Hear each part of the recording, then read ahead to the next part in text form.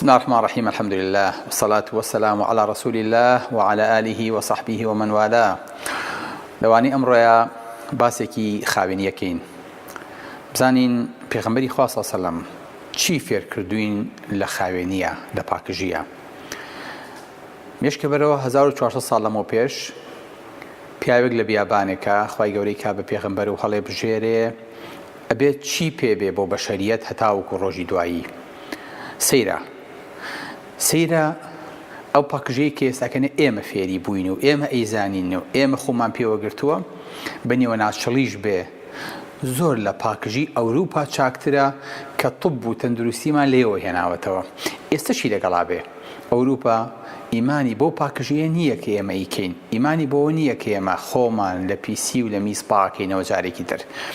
بەڵێ ئەوانە بینیت هەموو سەرئاو هەموو ئیشەکانیان لەسەر ئەوەیە کە بە کلێنسێک ئەو پەڕی خۆیان پا بکەنەوە، یاخود خوا نەخواستە کە ئەچیتە مەتاڕەکان و شوێنە گشتەکانیان ئەیبینی کابرا لەسەر مەخسەلەیەک زنجیرەکەی کاتەوە و میزەکە کات و بەبێ ئەوەی کلێنیسیش ئەمجارە بەکاربێنێ ئەمجارە بە میزەکەوە جلەکەی داخاتەوە و یەتە دەرەوە کۆی هیچ نەبوو بێ. ئەم بۆن و بەرامەی کە لەوێ دێ لای خۆمان الحەمدوللا لەوە ئەچێ لە مناڵێکی سەر بێشکەمان نێت شانازیش بەوە ئەکەین کە دینەکەی ئێمە وای فێر کردوین کە چۆن خۆمان پاکەینەوە و چی بکەین. بۆیە ئیبن بەتوتە لە زەمەنی خۆیان کە باسی ڕووسیەکانەکە فەرمێ شعبێکی پیسن، بەڵێ شعبێکی بەغیرەتن، ئارەخۆرن، سەرخۆشن، غەدرەکەن، بەڵام ئەفەرمێ پیسی و میز لە خۆیان دوور ناخەنەوە. پێی سەیرە چکۆشتی وای نەبینیوە. رووسیای قەیسەری کە وەسفی مەلیکی لویسی چواردەیەمەکە ئەفەرمێ بۆنی لە بۆنی حەیوانی چێوی ناخۆشترە. بۆیە سوبحان الله بە دوای ئەمەشا عوتوری فەڕەنسی داهات. چۆن بۆ ئەوەی کە ئەو بۆن و بەرامە و ئەو پیسیە خەڵک بۆنی نەکا یاخود کەڤەریکەن یاخود ڕووپۆشیکەن بە شتێکی تر بۆنەکانیان پڕ کرد و بۆنەکانیان بوو بە بۆنێکی نەوعی بۆ ئەوەی کە خەڵک هەست بەوە نەکا کە ئەمانە خاوەنی حەمام و خاوەنی جێگە و خاوەنی خۆشتن و خاوەنی پاکژی نین. بۆیە بەڕێزەکانم بە شانازیەوە ئەڵێن موسڵمانان ئەوانە بوون کە حەمام و سەرئاو و ئاو دەستیان بردە ئەوروپاوە. حتا ئیستاکە نەشی لەگەڵا بێ کە ئەڵێی باث ڕووم یعنی ژووری خۆشتن یاخود حەمام یاخود سەرئاو لە ئەوروپا لە چیەوە هاتووە؟ لە محەممەدی باثی هندیەوە هاتووە کە کاتی خۆی بە سەردان چۆتە ئەو مەنتەقەیە بینیوێتی ئەم شتانیان نییە ئەم ژووری بۆ دروستکردون توانەمە ژوورەکەی محەممەدە ژوورەکەی باثە کە ناوی محەممەدی باث بووە.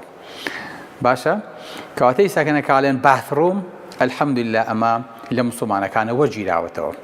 ئێستاشی لەگەڵا بێ خۆشەویستەکانم ئەوروپا ئەمانە زۆر تەرویج پێنادا و زۆر بە قورس و بە سەنگینی نەگرتووە.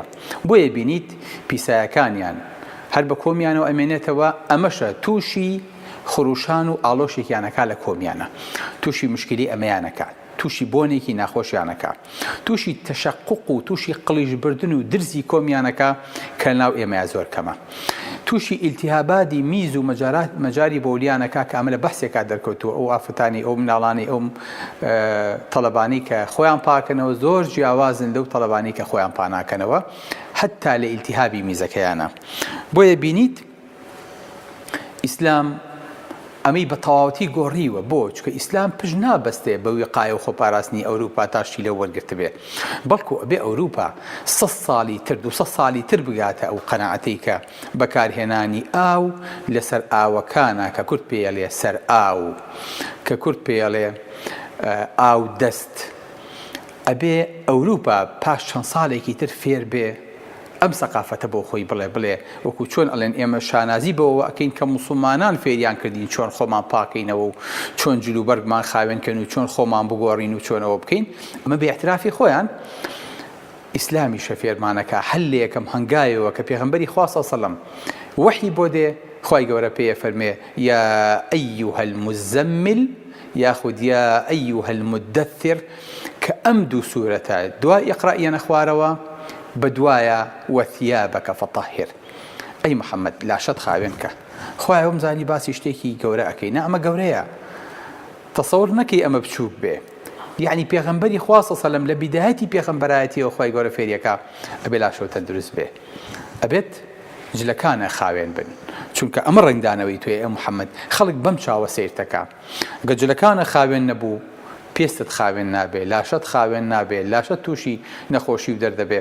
بۆیە ئەبێت یەکەم جار وەثیابەکە فەطەهیر، چۆن دڵە پاکیتەوە ئەبێ لاشەشت هەروە پاک بێ. بۆیە ئەبینی یەکەم شتێک کە دەستی بۆ بی لە کتابی فقیە بۆ ئەوەی کە فێری بیت فقی چی ئەزانن؟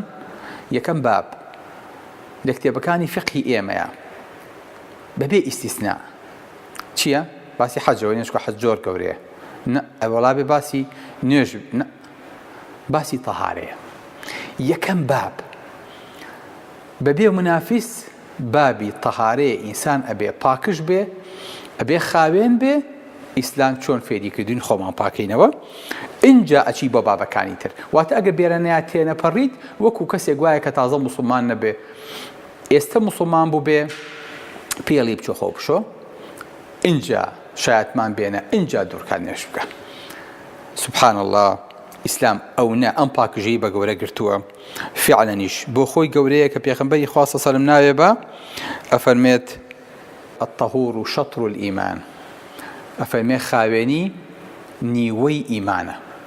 بۆ چونکە هەتا تۆ خاوێن نەبی، هەتا وەکو لەشگرانەکە و بە خۆشتن لە کۆڵ خۆ نەکرد بێتەوە، هەتا وەکو دەستنوێژ نەگرتە بێ لاشۆ خاوێن نابێ و پاکش نابێ و ناتوانانی بچیتە نوێژ و عیبادەتەکانی تریشەوە. سبحان الله.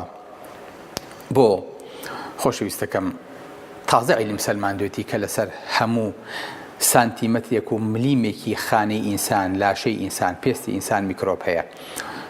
ئەبینیت لەسەر 1 سانتیمەتر، ئەوە سانتیمەترێکە دووجا تەسەورەکەن چەند میکرۆب هەبێ لەسەر ئەم سەرپەنجەیە؟ 10,000 بۆ 100,000 میکرۆب وجودی هەیە ئێستا لەسەر ئەم پەنجەی منەشی. سبحان الله.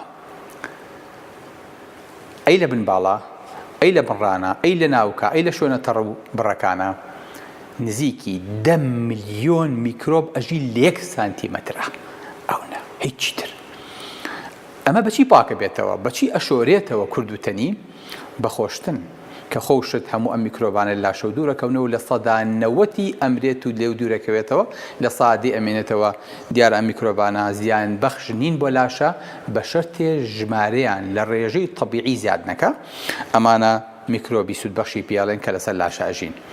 بۆیە پێغەمبەری خوا صلی الله علیه و سلم فەرمێ حق لله على كل مسلم أن يغتسل في كل 7 أيام يغسل رأسه وجسده.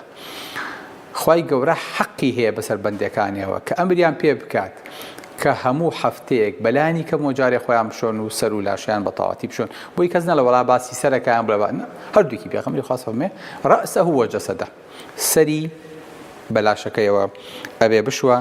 ئەمە واجبێکە ئەگەر توانی زیاتریشکە، بەڵام مەیتر حەدی ئەو پەڕێتی ئینسانی موسڵمان ناتوانێت لە هەفتەیە بترازێ و خۆی نشت بێ. بەڵێ خۆشەویستەکانم، ئەم ئومەتە کە بەم پاکژیە خوای گەورە هێشتوێتەوە شتێکی پێوە تێپێوتێ ئیستینجا یاخود ئیستیجمار.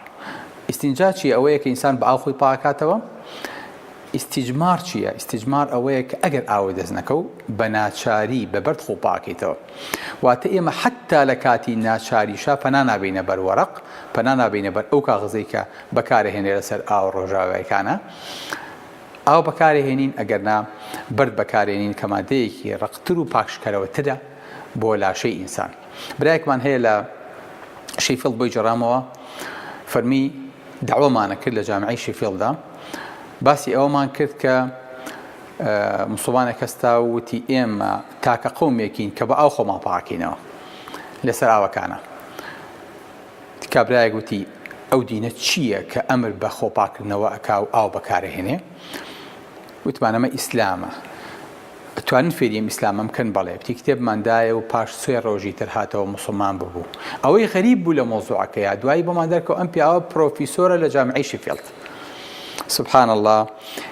ئەو نەپی معجبە بەم ئیشە، ئەو نەپی معجبە بەم خاوێنیە، ئەسڵەن دینەکەی بۆ ئەگۆڕێ بەس لەبەر خاوێنی و پاکژی یەتە ناو ئیسلامەوە. بۆیە پێغەمبەری خوا صلی الله علیه و سلم فەرمێ تەنەزەهوا من البول فإن عامة عذاب القبر منه.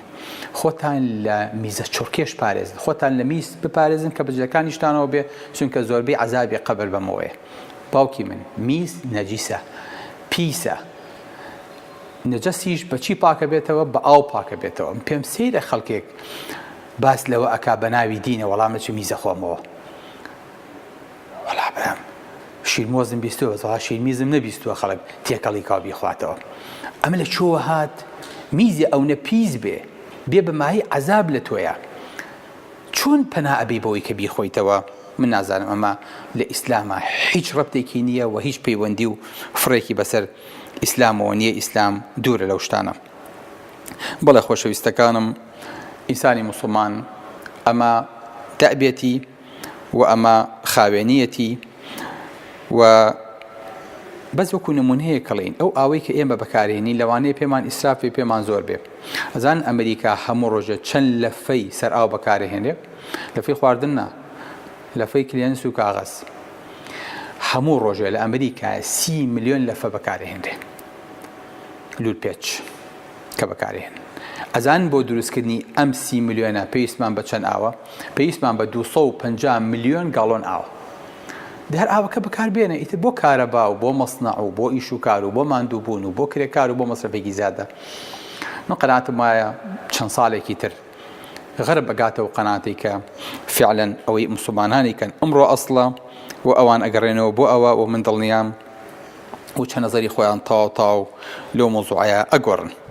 بەڵێ خۆشەویستەکانم، دینی ئێمە ئەو نەئیتیمامی پێیاوە حتا تەبیبەکانیش ئەمڕۆ کە دێن لاشەی نەخۆشێک پاکەکەنەوە لە ئیلتیهابات و لە برین بە نۆرمەسەڵاین، واتە بە مادەیەکی ئاو و خوێ ئەیشۆن بۆ ئەوەی کە ڕێژەی میکرۆبەکە لەسەر لاشەی ئینسانەکە کەم بێتەوە و بتوان کۆنتڕۆلی نەخۆشیەکە بکەن. جا دینێک ئەگەر ئەمی فێرکردبین پێدوانە بێ لای خواوە نەبێ. صلى الله على سيدنا محمد وعلى آله وصحبه وسلم. السلام عليكم ورحمة الله وبركاته.